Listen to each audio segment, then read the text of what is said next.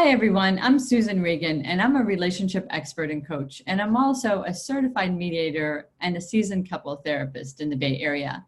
And I'm doing a series interviewing other experts in the field of couple therapy. And one of the people that I have the honor to be interviewing today is Michelle Bohls. And why don't you tell us a little bit about yourself? Thanks, Susan. I am an international trainer. I'm also a licensed marriage and family therapist, but my main focus is helping couples in workshops and then training other helpers and therapists to work with couples, to help couples. And one of the reasons why I wanted to talk with you is because I feel like so much happens in the couple therapy hour, and that couples sometimes need more than just couples therapy once a week, that they need to really develop skills and techniques and confidence about moving through their relationship and growing and evolving. So I wanted you to tell us a little bit about Imago Therapy and some of the concepts that you use with your couples. Yes, I agree with you. I often will recommend that a couple do the workshop before they even start doing the couples work, but certainly conjointly, because they're going to get so much in terms of building skills that help us be able to work through the issues that they are coming to work through. And without those skills, we really will just go in circles. So I can teach them the skills in my office, but it's so much more powerful when you can learn with other people and you can learn a little bit, go away, practice, come back. It's just a really powerful format. Mm-hmm. Yeah, and I might be taking this talk in a little bit of a different direction, but sometimes I feel like people are really hesitant to do anything but go into a couples therapy office Oh, in yeah. privacy. And I think that's a detriment because I think most couples have very similar problems, and it's Yeah. really normal to have to work on your relationship. So what do you Yeah. think about that? I 100% agree. I think there's such shame. There's such shame about our struggles as a couple. I will say that that is something that I really value about Imago is that, Steve and I run the workshop together and we explicitly talk about how we've not figured it out yet. We've not reached the bottom of our personal growth and development as a couple and as individuals. And even the founders, Helen and Harville, are very open about the fact that we all struggle in our relationships. There's really nothing to be ashamed of. We just have a few more techniques and tools to get us out of it when we get stuck, Mhm. but we still get stuck. And Steve's Um, your partner and also. Stephen is my partner, yes, and he trains with me. Mhm. We've been doing the couples therapy, you know, with ourselves. We've been in it and learning it, using the tools and live it. And I think that's really important. Mhm. And that's why I think the couples therapy isn't enough, because until the couple can live this, live differently with each other, they're not going to be as successful. It has to be kind of a team sport. It Right, can't right. be So, just, one person learning something new. We have to work as a team to right. change the whole system. Right. So the whole idea is like, it's not just the hour in couples therapy that counts. It's also the practicing and everything you do outside in your life to Yeah. really implement some of the new skill sets and the new behaviors that you're trying to learn. Yes. The main tenet, the main theory of Imago is that our past informs our projections, that we can't really create a story about what's going on in the world with other people without referencing the past. And so, but that's all unconscious. Mm-hmm. That whole process is unconscious. And Mm-hmm. so when we have a problem in our relationship, we want to solve it. But we can only solve it based on what we currently know about ourselves and about our partner. Mm-hmm. And one of the big tenets of Imago, which is kind of mind-blowing for couples, is that we are not going to be focusing on solving the problem. We're going to be talking about the problem. And as we talk about it and we work as a team, there are going to be solutions, but we're not going after the solutions, and that's kind of confusing. But I'm going to use the Rubik's Cube as an example. If you've ever played with a Rubik's Cube, when you go to try to solve the problem and you don't really understand how it works, you can get one side all the same color or maybe two sides, but the other sides are all jacked up. Yeah. So when we go to solve a problem, we're only solving it from our position, and it oftentimes creates more problems for our partner. They don't like our solution. And so couples actually escalate and cause more conflict and more pain by trying to solve the problem. With the Rubik's Cube, when you understand the rules and exactly how to solve all sides of the problem, you can do it in about 5 minutes. So what I believe is that Imago has quite a few techniques, and when you put them all together, you are going to solve your problems, but you have to do it as a team. And you have to know the technology, the rules, just like a Rubik's Cube, to solve it. And if you go in there and you just try to mess around, you're going to make it worse. So is it almost like if one person really works on themselves in a relationship, right? Sometimes that jacks the relationship up because it doesn't solve the problem of the relationship. Like there's two individuals working on themselves. Maybe somebody's working more than the other person. And then when they get together, they're still the identity of the relationship. And all the other ways that that change of one party affects another party has to be worked on, right? Has to be looked at. I think it's both and. I think there's individual work that needs to be done for sure. But yeah, I think if you want to have a satisfying relationship, you have to know how to bring whatever is happening internally with you back into the relationship. It has to be part of the process. Otherwise, you're just going to grow further apart pretty quickly. But a lot of couples don't know how to safely talk about themselves and their growth process without it causing some threat response. Right. When one person's growing, that could be scary for the other person. So you have to have all the whole picture working together. Right. In a big process. Because I always think of when I'm working with a couple that the conflict, when conflict shows up, when chronic conflict sort of around the same theme shows up, that it's really the relationship screaming like, we need to change, we need to evolve, we need to develop more skills to be able to evolve. So I agree with you. It's not like solving the problem necessarily as much as it's developing more skills. Yes, exactly. Yeah. In Imago, we say conflict is growth trying to happen.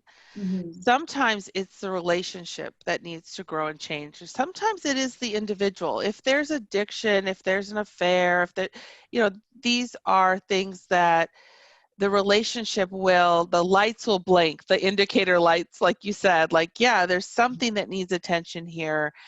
Is the relationship ready to handle that, to work towards that? It has to be ready, and the individuals have to make the choice that they're willing to address whatever's in them that needs to be healed. Yeah. But conflict is something that in Imago we get excited about. Like, yes, great, let's talk about it. So this is the thing is, and John Gottman did the research to back this up, that it's about the ratio, the positive to poo ratio, if you will. Yes, we have to metabolize the conflict. We have to understand what is the growth. How can we support each other in that growth? What do we need to learn for the growth? But we also need it to be full of positive experiences. So we need to have high energy fun together. We need to appreciate each other. We need to do caring behaviors for each other. We need to really understand our own individual needs and wants and be addressing those as well, so that the conflict will be in proportion to the good. So if it could be a little conflict, but if there's no good, it's going to seem huge. And if there's a lot of good, it's going to seem smaller. So we really know that we don't actually go to problem solving or conflict management before we've addressed the needs of the relationship and the positives. And again, all of this is counterintuitive to the couple. Most of the couples come in, they have their problem, they want it solved, and and they don't want to spend so much time with all this other stuff until they start to experience it. And then they're like, oh, wow, like I feel seen. The projections dropped and my partner really sees me. And okay, now I want more of that. And I'm willing to set aside my problem to have more of that. Right. So, Yeah. I also wanted to just say, so Imago is, and you'll get some links on these theorists that we're talking about. So Imago is Hendricks, the couple Hendricks, and then Yeah. and Gottman is Harville, also another. Hendricks, and Helen LaKelly Hunt. Yeah. Yeah. And then Gottman is also one of the big theorists that is pretty well known in John Gottman. Yeah. That's right. Yeah. So talk a little bit about projections and perspective, like how Imago sees that. Well, so this is sort of the hill that we're going to die on. Imago, you will never talk to an Imago therapist that does not believe that our past informs the stories that our brain makes up about our reality. The past can be parents, but it can also be school, peers, bullying, can be siblings, it can be communities you grew up in, the school, churches. All of these things shape us, shape our stories about how the world works, our own value, what we need to do or not do to be safe, to be liked, and to be loved. So we want to know what's happening in the moment, and then we go to what the feelings are about that or what the story is about that, and we try to go a little deeper into what it is that we really wanted back then and what we want now. So we believe that those projections, whatever I project, will block the reality. It will block me from knowing my partner, for like the reality of my partner today. And it will block me from being able to respond in a way that helps me be loved. It's going to tend to feed my reactivity. So you and I talked about this before, but I'll just do this kind of little thing that I do. So I raised my hand, and I'm going to move this so you can see it. Like I've got my hand out like this, right? And when I do this, your brain, whoever's listening, is going to make up a story immediately about my intentions. And if you just take a moment and just think, well, why is she raising her hand? What does my mind tell me? Well, it might say, oh, she wants attention. She's got a question. She's trying to get Susan's attention. Right? And that's because you've probably had the most experience in the past around people doing this action in your classroom, in a classroom. People raise their hand in a classroom. But if you're from the streets of New York, and you can imagine if I'm standing, maybe I'm hailing a cab. If you had experience in Nazi Germany, you might get terrified, especially if you feel like you're of a minority that would, I'm a Nazi and you're of a minority. You might have a physical response to me raising my hand that feels very dangerous. Or if you got hit as a child, someone raised their hand to you. But there's nothing innately dangerous about what I'm doing. It's all stories that get generated by the mind. And this is really helpful because we need to be able to think, well, what's the next thing that's going to happen? And do I need to move or react to get to safety if, in fact, that's a threat? So the projection fuels defensiveness, reactivity, and when we really believe the stories and we don't know where they're coming from, we will get very hopeless about our relationship and what's possible. So it's the projection like puts the couple on different pages in a lot of ways, unless they understand or can communicate what the projection means to them. And the other person understands that and might have a whole different reality that they're projecting on. So until that reality or projections are cleared up, or perceptions, like we have to share reality, right? So it has to be something that we can share. Like it has to be a little bit of both versions. Yeah, and people can have positive projections too, and they can live out their whole lives with very positive projections around their partner. What I find is there is a certain type of couple that they work that way for about 15 or 20 years. They really positive projections as long as the projects, the life projects are going well. You know, we're raising kids, we are supporting each other in our careers, and we have this great story that we're living together. Right. But they, a lot of times they're not sharing some of their other, like their deeper thoughts or wishes or desires. And then when the projects end, they feel like the spark goes out. And they didn't know they were living in projections, because they were positive projections, Right. but they weren't really based on this more intimate connection of sharing our deepest wishes and desires. So there's a lot in the couple relationship that wasn't developed. Right, because everything worked great. Mm-hmm. And then all of a sudden they're like, the kids left, or the job ended, or we're wealthy enough we don't need to work, and now there's not so much there. We're in a transition, like, a transition of all those things, buying a house or having kids or retirement, where the purpose has to be sort of reinvented. But Yes. if positive projection isn't there as how it got backed up, then we're into new territory, right? Right. Unknown So what territory. we want is, we want no projections. We want to just deal with what really is in the relationship, the good, the bad, the messy. And if we can do that, then we start to have this evergreen romance where, it's a lot more complex, but it's more real than just a positive projection of like, oh, we're great partners and great teamwork and the sex is great, but can we really be there for each other with the messiness? Right. Mm-hmm. Mm-hmm. I like how you're talking about this. I just want to kind of go back to just summarizing a few things. So in order to address any conflict in a relationship, you have to build on the positives first. You have to address unmet needs first, because there's I call it equity. There's no equity. There's no energy to do the conflict work if there's not positivity going on. And then there's the balance of, if there is conflict and there's a lot of positivity, the conflict is actually in a different ratio. If there's not a lot of positivity, then the conflict's in a bigger ratio than the positivity. So that was one thing that you said.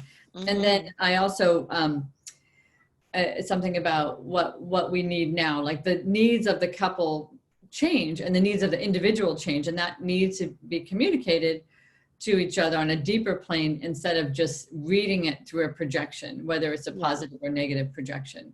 Yeah. Mm-hmm.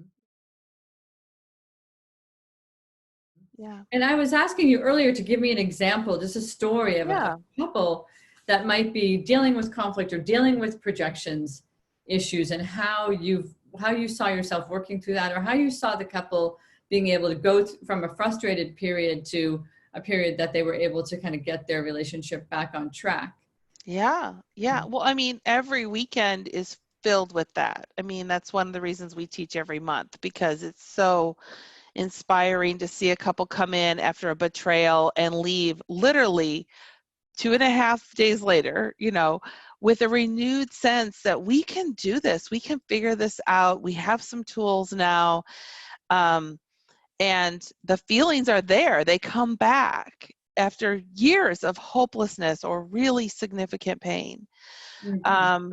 I can't really go into details because of confidentiality, but just one of the things when I'm training other therapists, and they're like, well, shouldn't I help solve this? This person is slamming the car door when they're mad, or this person is using this tone. And I'm like, no, we don't do that with the couples. We don't try to solve the problem. We honor the system and wherever they're at. And we know that, if one person's raising their voice, right, and the other person doesn't like that, what we know from our theory is that that's actually a functional thing, that the person who doesn't like the other person's loud voice, right, probably needs more voice themselves. Because there's thousands of other people who wouldn't care that this other person's loud. Right. But we know that the people are drawn together to reclaim parts of themselves that have been lost through their past. So, and that's another huge part of our theory, that whatever's happening in the couple, we don't try to solve it. We just ask whatever is up right then, that the couple learn to talk about it safely, how it affects them when the voice is loud, how that could be related to something that was similar or different in their past. I see. And and then we understand more about, oh, that's my impact on you when my voice is loud. And then what's the impact on the person who's raising their voice? You know, the other person who gets smaller, who, you know, wants to manage the volume, like that might affect me. I might feel controlled. Like, no, I want to talk at whatever volume I want to talk.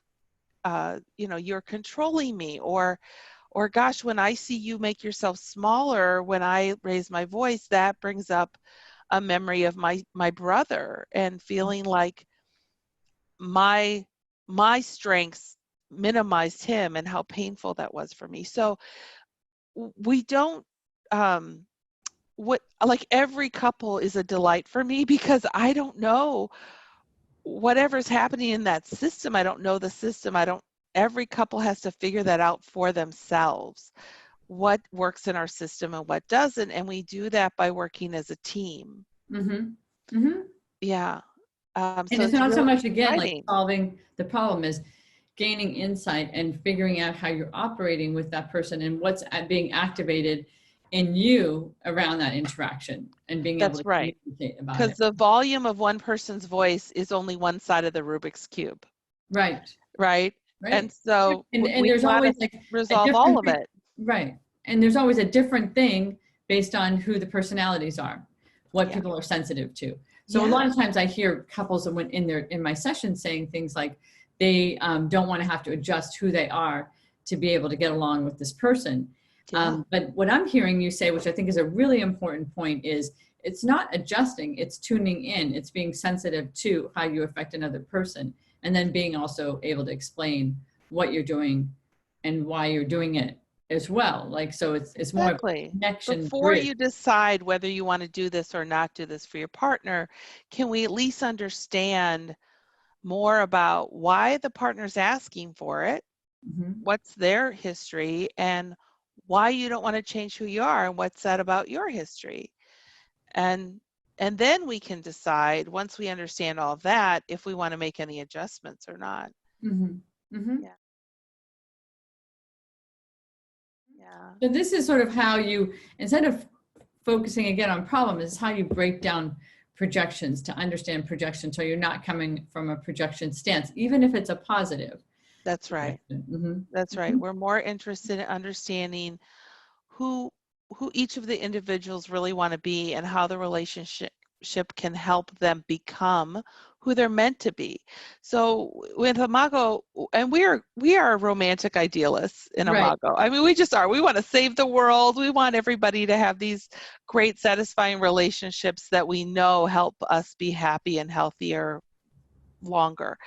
And so one of the things that we really focus on Mhm. is the idea that we come in with a soul print, that we are all unique individuals with gifts to contribute to the world, and we have this soul print, and then the world shapes that soul print. It takes pieces out of it, and it says, no, be more like this, be more like that, to be liked, to be loved, to be safe. And then the world doesn't benefit from our gift. And what the relationship does, this is what we believe in Imago, is it calls us into wholeness. It calls us back to the wholeness of the full soul print, and that when the relationship is working to support us in our individuality, then our gifts can fully come into the world. So we really believe that this is going to save the world. I often say, I have no idea what to do about climate change. But what I do know, and I will bet my life on, is that we cannot figure it out if we cannot talk about difference safely with other people. If we can't get past our own projections, we will Mhm. not figure it out together, because it's Right. a team sport. And I like that idea, because I think it resonates to me when I see couple relationships and thinking there's so much potential to healing. Yeah. And then actually we could do a lot of our healing in our couple relationship, like this 360 healing, where our relationship becomes this real healing vessel that we are interacting with all the time, because most likely all of our projections, negative and positive, are going to come out in this relationship, and we Yes. get to work on them. It gets to be the place where we get to work on them. And I know sometimes that really discourages people, because it's a concept of, I have to work on my relationship all the time. And I do think there is that concept of, is it work, or is it like personal development or couple relationship Yeah. development that you have to do in a relationship? Like, Yes. Well, is that? there's two things I want to say. I love this conversation. This is Mhm. great. I'm having so much fun. Good. Yeah. That when people say that they don't want to do the, that level of work, I always say, well, you're doing the work on your relationship, whether you're formally doing the work or not. It is a struggle. So, I mean, it's really just about being more efficient about the work, because I mean, in my relationship, we get stuck even when we are at our best and operating on all the cylinders and everything. We still get stuck. We're always growing, So I just say, well, yes, it's a lot of work. You're probably doing the work anyway. Let's be more efficient with your energy. But secondly, that it's the only work worth doing. That's what the Harvard Adult Development Study really showed, is that they followed these guys from Harvard and some guys from Boston. The whole study really shows that the only thing worth doing is having satisfying relationships, that you can build wealth and fame, and you can lose it and gain it, and you can wind up in pain, but the relationships are what protect us from that pain and bolster us and make a life worth living. So, yes, it's a lot of work, but it really should be the main thing that we're focusing on instead of all this other stuff. Right. It's like Yeah. the building blocks. It's like the refuge place. So it makes sense that it would be working on differences. Like it's pretty common that us humans like gravitate towards people that are opposite of us, right? But we also have to really work on that opposition thing to understand it, and not to define it as something that's being done to us, the opposite Yeah. characteristic. So I think you're right. I think the healing, that people can become the best of who they are in a relationship, that sometimes we look at every external thing as much more important to building us up than the relationship. And then the relationship is really it's that malleable thing, if you stay in it, that gets to grow and change and evolve with you in your own evolution, if that's how you focus your work. And you're going to be doing your work anyways. Like, if things aren't working out, you're going to be doing your work, but you might as well do it efficiently and learn and grow from it. Right. Yes. Mhm. Yes. Yeah. Well Is there said. any other thing in an Imago basic concept that you feel like, time and time again, you revert back to this concept that people are like, oh yes, I get it. I get one thing I could do, or two things I could do with my partner in a really simple format that creates a lot of connection? Is there anything that comes to I mind? mean, there's so much, but we always begin with listening deeply. And there's so much that we have to do to be able to do that. We have to overcome our minds and our stress and our stories. But if we can just slow down and really just listen, and we show we're listening by repeating back what we heard. And different Without couples, opinion. well, every couple has to decide, do I need you to mirror back what I heard word for word? Does that feel good in my nervous system? Do I prefer paraphrasing? But to just to really accurately and in an attuned way show that you're listening will transform the space between you. In Imago, we talk a lot about the space between the couple, and that if you don't know there's this space, you're going to quite naturally pollute it. You're going to naturally put your projections, your judgments, your criticisms, your blame into that space, and then the couple is created out of the space.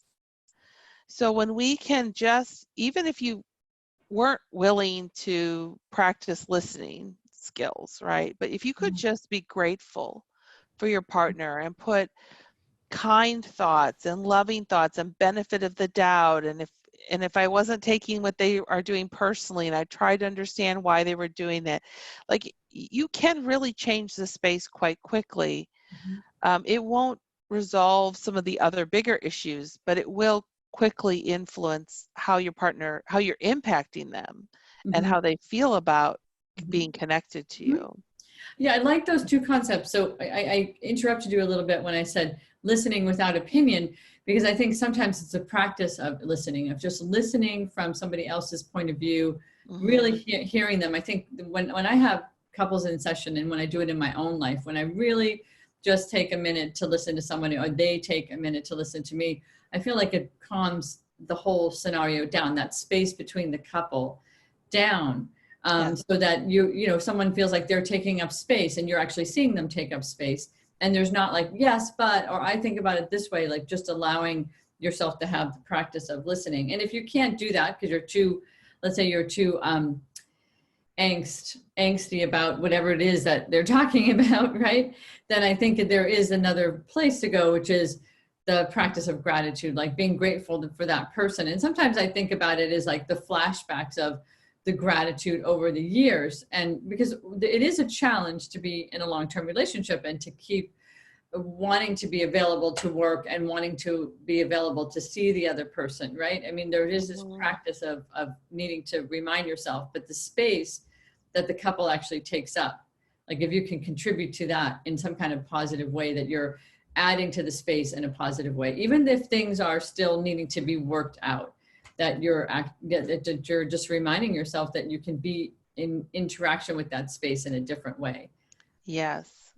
And let me just say that this is a little bit of that Rubik's Cube dilemma, because if I go home, right, and I just mirror my partner and I just listen deeply to them, I might start to have negative reactions about, you know, like feeling invisible, or, you know, it's really best if the couple can come together and talk about how they can both listen more deeply to each other and learn skills together. That, so that we don't get into that Rubik's Cube problem is, you know, yeah, maybe I've dropped my projection towards my partner and I'm just listening to them, but it's really a team sport.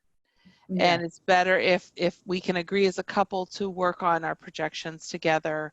And that also reduces the shame of like, yeah, we're messy. It's okay. Like, but I like what you're saying, because I sometimes think couples, I mean, people that do individual therapy, which I always think is a great idea when you're in a couples therapy process, that everybody's rolling up their sleeves and really doing the work. But if you feel like you're trying to do all these you know, different engagements with your partner and they're not really understanding what you're doing, or they're not trying to participate, then it can lead you back into that cube again, where it becomes something that you're feeling really dissatisfied again. So you're not going to be able to continue your positive action, right? Yeah, exactly. You just feel disappointment or whatever you feel. There may be 10 different reactions to that scenario, but I'm just saying, I didn't want to just leave it with like, go home and listen deeply, because it's so much more complex than that. And if it was so simple, you would have solved your relationship problems with the Cosmopolitan article years ago. You know, that it's really a whole system. And that's why we take a whole weekend to teach and work through the concepts, because, and even that's not enough. They still have to make that in, like, create that into their lives, live into it. But it's a very complex system that we want to work with, and we want to work as a team together and learn together. Right. And it's really, you know, when you learn with your partner, there's something magical that happens when, you know, that you start to feel like, yeah, we are a team. We are trying to figure this life thing out together. And the relationship is this third entity that we can help it along with, you know, we can make it work for us because we're created out of it, Right, we create it and then we're created out of it, versus like this helpless feeling of what the heck is happening here? This isn't how it's supposed to be. And then the it's so crazy because everyone else is pretending they have a great relationship, right? Which reinforces this shame. So I think it's so important for us as couples therapists to say we are still figuring this out. I mean, Steve and I get stuck all the time. We Right. just are a little bit more on a team-oriented approach of like, wait, what if this thing we're struggling with, we make it both of our concerns? How can we support Right. each So other? the emphasis is on the team sport. Like it takes two to tango. It takes two to heal. It Yeah, takes two to be on the same page about what you're practicing. And that yeah, really needs to be the commitment to being more efficient on working on the relationship, because the relationship issues, problems, even attributes are something that both parties share, right? So it's not just a one-sided thing. hmm, Not one that's right. person is the problem. That's It right. is the relationship dynamic and the relationship possibility of growth that's there. Mhm. Yes. So those, I mean, those are big Imago concepts. And Harville, has said, really, I mean, it could be controversial, that he actually doesn't believe in individual therapy. He believes that it should be through the relationship. Mhm. And I think that's a pretty radical idea. Mhm. But certainly the relationship paradigm needs to be forefront, and it hasn't been. We've been a very individualistic culture. Right. Yeah. Well, I think if anyone's doing work on themselves in any way, like if they are going to Al-Anon or AA, that work needs to be integrated into the couple relationship. Like there needs to be a That's deeper right. understanding about each person's individual work. Because I think, sometimes we go through life stages that are very stressful, and we might be grieving and need to do our own work around our own grief, our own, um, you know, trauma. So I think sometimes there is a need for individual, and I'm not contradicting what Harville said, but I do Well, it's just believe. controversial what he's saying, but he's saying the grief belongs to the relationship, and if it's too much for the partner, yes, then maybe it could be metabolized somewhere else, but the relationship, at least it should come back into the relationship in some way, because it's going to strengthen the relationship. It's going to help bring the other person into wholeness, bring you into wholeness. Right. Um, So I totally yeah. agree with that. I also agree we can't live like in these separate worlds if we're trying to join our worlds. We have to figure out how to join our worlds. Yes, and Yeah. we don't have the skills. We've not been taught how to do that. Mhm. And so, what the coolest thing for me is when I'm teaching the workshop, and couples will say, um, "Can I use this with my kiddo?" It's like, yes, listen deeply, validate them, Mhm. watch them light up and become who they're meant to be when we can hold space for our children this way. So it doesn't just transform the relationship, the couple, it transforms Right. their children, their work relationships, their friendships. They get more curious about other people's differences and their own projections. And it's really exciting to see that for me. Uh-huh. It's why Yeah. I do what I do. I love this. I love the concepts of Imago. I also just want to emphasize that couples are going to find their way, like what they resonate towards. And so this is the Yes, introduction to Imago is one of the couples theories that that's right. you. And it's also really great, interesting, and great that I know you're in Texas, right? Hmm. And so there's workshops happening all over the world. There's an Imago community, and you'll have links to all of that. So Yeah. if you're a couple and you're looking to do some work on your relationship, there are so many places to go and explore. And hopefully this talk helped you explore some of the concepts of Imago, and you can try them on and see if you relate to them, and ask us questions if you have them about couples work or different kinds of couples opportunities that you might be able to have. But I think the main thing, as I'm kind of summarizing now this talk, is that if the relationship work is going to be there, and I see a lot of times in my practice that people haven't attempted the work, and it becomes a bigger wall between them. So my thought always is if there is a chronic issue, if there is a reoccurring pattern of unhappiness, that it really get to be addressed quickly, not as soon as you kind of see it, or within like a shorter period of time. I think not doing the work creates its own even bigger piece of work to do. Yeah, so in summary, I just feel like one of the things I want to go into is just to see if you have any summary points, any last things that you might want to say, and then we can let folks know how they might be able to reach us if they wanted to get more information about what we do and what we're actually involved with currently. Yes, well, so yeah, I have an imagoaustin.com website that people can go to find information about me. You'll also see a lot of my work there around highly intuitive people. That's another specialization that I have. But if you go to work with me under couples retreats, you'll find the information there. Mm-hmm. And yeah, there are workshops. We're in 47 different countries around the world, and there are workshops going on in your area. If you're in North America, imagorelationshipswork.com is the website where you can find workshops in your area. But I love that you're creating an online product for people, because not all people are able to travel and to have that in-person experience, and it doesn't work for every couple. So there's just so many opportunities. We don't care how you get help, just get help.